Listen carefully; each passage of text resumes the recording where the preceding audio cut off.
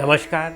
कौशल योग के आज की इस कड़ी में ईश्वर कृष्ण द्वारा रचित महत्वपूर्ण ग्रंथ सांख्य कारिका के 44वीं कारिका पर हम लोग विचार करेंगे। इस कारिका में वे कहते हैं कि धर्मेण गमनम ऊर्ध्वम गमनम धस्ताद भवत्य धर्मेण ज्ञानेन च अपरगो विपर्या दृश्यते बंधः। इस कारिका में वे बुद्धि के धर्मों की व्याख्या करते हैं और उनका परिणाम क्या होता है इसकी व्याख्या करते हैं, इस पर विचार करते हैं, इसकी चर्चा करते हैं। वे कहते हैं कि धर्मेण, चूँकि बुद्धि के 8 धर्म हैं, 4 सात्विक धर्म और 4 तामसिक धर्म। तामसिक धर्म वे सात्विक धर्म के ठीक विपरीत है। जो सात्विक धर्म में जो सबसे पहला धर्म है बुद्धि का, जो सबसे पहला बुद्धि का भाव है, वह है धर्म। तो धर्म को यदि हम देखें तो धर्म की व्याख्या करें तो धर्म का मतलब होता है कि वह चीज़ जो आपको सत्य की ओर ले जाए, जो आपको मोक्ष की ओर ले जाए, उसे हमारे यहाँ धर्म कहा गया है। धारयति इति धर्मः, जो हमारे स्वरूप के, हमारे स्वभाव के अनुरूप हो, उसे हम धर्म कहते हैं। महर्षि कणाद ने धर्म को बहुत अच्छी तरह से परिभाषित किया है।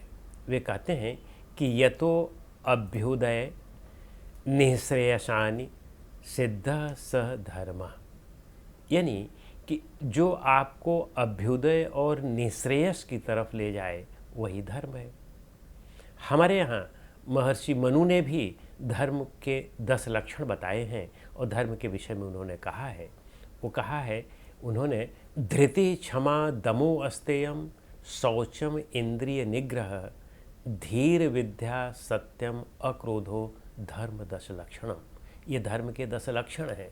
तो धर्म हमारे यहाँ, धर्म का मतलब है कि जो सत्य की ओर बढ़ना, या धर्म का लक्षण है कि अपने इंद्रिय, अपने मन, अपने विचार पर, इन पर नियंत्रण करना। तो यह हमारे यहाँ धर्म माना गया है। तो कहते हैं कि धर्म जो है, धर्मेण गमनम ऊर्ध्वम। गमनम का मतलब गति होती है, ऊर्ध्वम का मतलब ऊपर की ओर।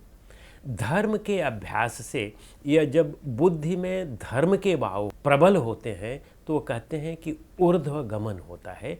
ऊर्ध्व गमन, यहाँ पर जो व्याख्याकारों ने कहा है कि अनेक ऊर्ध्वलोक हैं, उनमें गमन होता है। ऊर्ध्वलोक माने ऊपर के लोकों की ओर गमन होता है, जैसे शतोलोक है, ब्रह्मलोक है, आदि इंद्रलोक है, इस तरह से अनेक लोक माने गए हैं।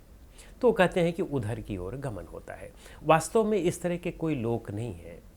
जब हमारी चेतना ऊर्ध्वगामी होती है, यानी ऊपर की ओर चलती है, या आप जिसमें कहते हैं कि हमारे अंदर श्रेष्ठता आती है, हमारे अंदर ब्रह्मभाव स्थित होता है, और जब हमारी चेतना बहुत ऊपर की ओर ऊर्ध्वगामी होने लगती है, तो वह धर्म के कारण ही होती है। तो इसलिए यहाँ पर चेतना का जब उच्चतम की ओर गति होती है तो उसको धर्म कहा गया है, और जब उसकी नीचे की ओर गति होती है, निम्न गमन होता है, तो उसे अधर्म कहा गया है। तो इसीलिए वो आगे भी कहते हैं कि धर्मेण गमनम ऊर्ध्वम गमनम अधस्ताद भवति अधर्मेण।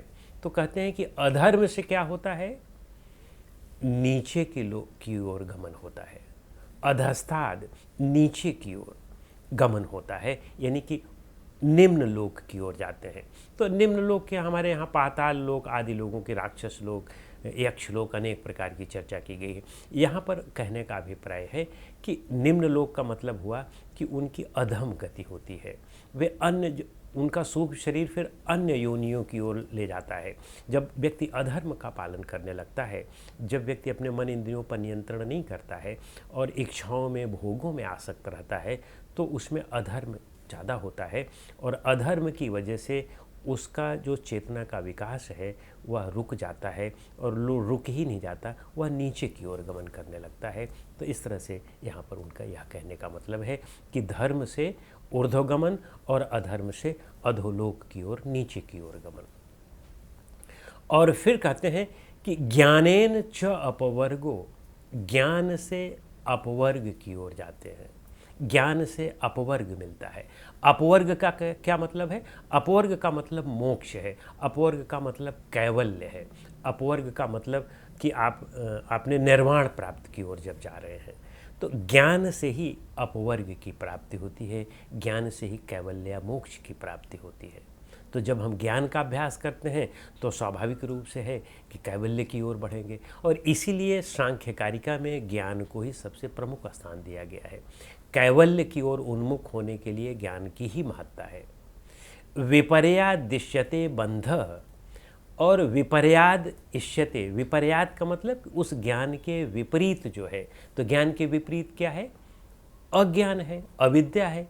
अविद्या से या अज्ञान से बंधन पैदा होता है, यानी एक से मुक्ति हो रही है, ज्ञान से मुक्ति हो रही है, और अज्ञान से बंधन हो रहा है, अविद्या से बंधन हो रहा है। अविद्या क्या है? अविद्या का मतलब माया या भ्रम आप कह सकते हैं। अज्ञान का मतलब माया या भ्रम, मिथ्या ज्ञान। हमारे यहाँ योग सूत्र में अविद्या को इस तरह से परिभाषित किया गया है कि अनित्य असुचि दुख अनात्म नित्य सुच सुखात्म ख्यातिर विद्या। अनित्य को नित्य समझना, असुचि को सुख सुचि समझना, दुख को सुख समझना, और अनात्म को आत्म समझना, इसे अविद्या कहा गया है।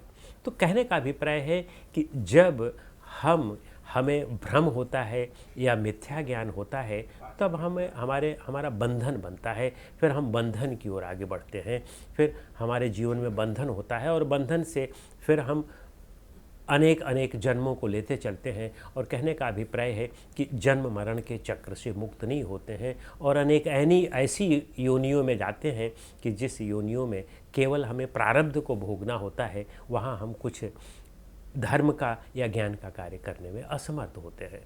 तो धर्म और ज्ञान ये बहुत आवश्यक है, ये बहुत आवश्यक भाव हैं बुद्धि के।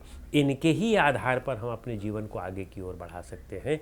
और इसीलिए यहाँ पर कहा गया है, हमारे यहाँ सांख्य कारिका में बात बहुत स्पष्ट रूप से बताई गई है कि आपको धर्म का सेवन करना चाहिए, ज्ञान का सेवन करना चाहिए। धर्म और ज्ञान से ही हम ऊर्ध्वगामी हो सकते हैं, ऊपर की ओर उठ सकते हैं, हमारी चेतना का विकास हो सकता है, हम उत्तम योनियों में जा सकते हैं और मोक्ष तक प्राप्त कर सकते हैं। लेकिन इसके विपरीत यदि हम अधर्म का पालन करते हैं और अविद्या में रहते हैं, तो हम निकृष्टतम की ओर जाते हैं, हमारी चेतना अधोगामी होती है, और चेतना के अधोगामी होने से हमारे अंदर राक्षसी वृत्तियाँ उत्पन्न होती हैं, और हम उसके बाद इसका परिणाम होता है कि हमारा जो सूक्ष्म शरीर होता है वह अन्य योनियों की ओर आगे बढ़ जाता है, और हम उसी जीवन चक्र में फिर घूमते रहते हैं, दुख के चक्र में घूमते रहते हैं, उससे कभी मुक्त नहीं हो पाते हैं।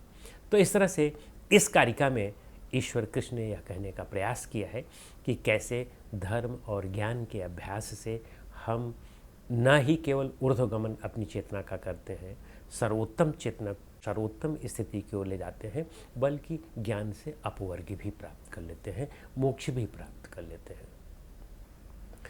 और इसी तरह से अविद्या से यानी अधर्म से और अज्ञान से हम विपरीत स्थितियों में भी चले जाते हैं। तो कैसे हम क्या करें कि हम अपने जीवन को सुख की ओर ले सकें, दुखों से मुक्त हो सकें, इस कारिका में इसी बात के विषय में बताया गया है। अगली कारिका के लिए हम लोग अगली कड़ी में मिलते हैं। नमस्कार।